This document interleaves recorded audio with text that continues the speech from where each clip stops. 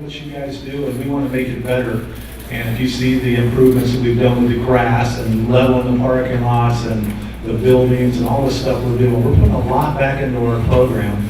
And when you guys get out and talk to other riders and get them to try and get those sponsorship or the points championship races exciting again, get those people in those races. And we're going to do our part. You guys do your part. We'll have another great season. But look for racing every Saturday night. And then I'm ready to go. Let's have some fun. And by the way, let's make some noise tonight for all those guys.